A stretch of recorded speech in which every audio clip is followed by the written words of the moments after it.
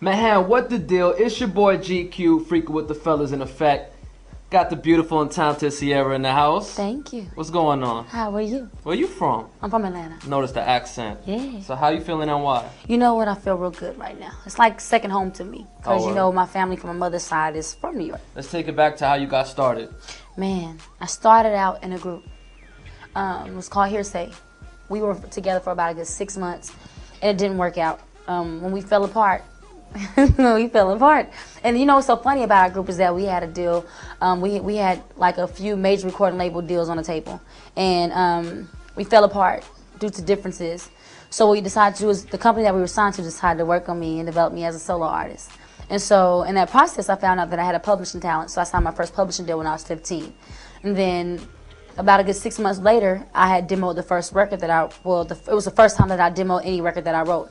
Every time that I did a record, it was either the artist demoed it or a demo artist did it.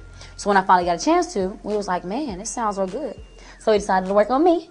Then I was introduced to a guy named French. He's a producer in Atlanta. And we worked together for a good few months or whatever, and they decided to take it to the next level by introducing me to Jazzy Faye. Then I meet with Jazzy, so long, I know, I'm sorry. But I meet with Jazzy, and we're together for about a good week or so. And in the first 5 days, we come out with 5 solid records. And Jazzy was like excited about everything, so I signed a deal with Jazzy to his company called Show Enough. Then he wants to introduce me to L.A. Reid. So I'm in the office performing for L.A. Reid, and now I'm here. And it's history, yeah, right? Yeah, it's history. And you're the first artist of Show Jazzy Enough. Faye's Yes. label. First lady. That's beautiful. First right lady there. of Show Enough Records. Okay. And the album is crazy. Alright. Yeah. I'll take your word for it. Yes, it's hot. You know what I'm saying? And I also co-wrote 95% of my album. 95%. And you're Yes. how old? I'm 18.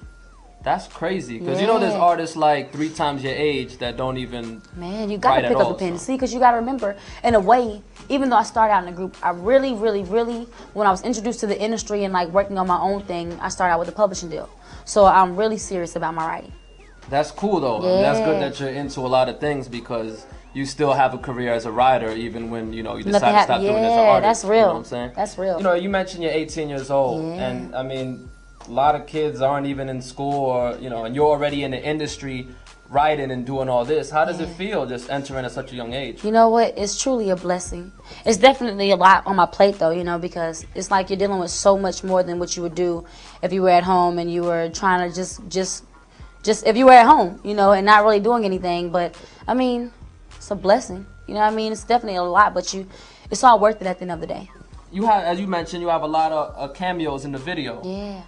How'd you get that to go down? You know what? A lot of people, yeah. Actually, and one thing people always say about Atlanta, and I think it's just the whole Southern hospitality.